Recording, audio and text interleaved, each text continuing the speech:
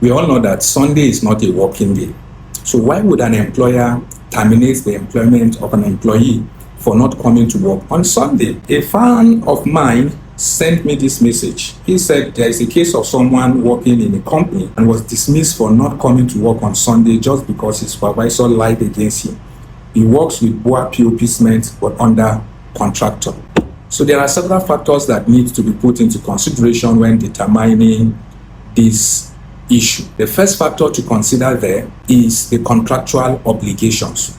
So whether the contract of employment and or the company policies clearly stipulated Sunday as working day and also stated the penalty for not coming to work on Sunday. The second thing to consider is the nature of the misconduct. That is, whether the employee sought for permission in order not to come to work on Sunday. Or if there was no permission, whether the act of the employee can be considered as a gross misconduct to lead to the termination of his employment. And the third factor to consider is due process. That is, whether the employer actually followed due process in terminating the employment. The due process there includes giving the employee an opportunity to be heard, that is fair hearing, to explain his own reasons for not coming to work on Sunday. And if there are no justifiable reasons, even if there will be a termination, whether proper termination letter was issued to the employee.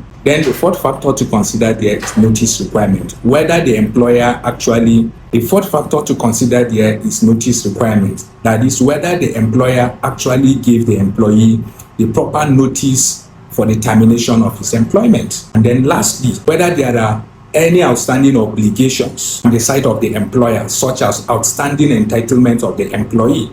So upon termination of the contract, the employer ought to pay the employee his outstanding entitlement. So all these factors will be put into consideration by the court to determine who was actually right or wrong. And if at the end of the day, it is discovered that the employer actually terminated the employment of the employee without any justifiable reason, then the employee will be entitled to damages. But if it was discovered that the employee actually was on a frolic of his own and the act of the employee was considered as gross misconduct, then the employer would have been justified in terminating the employment of the employee.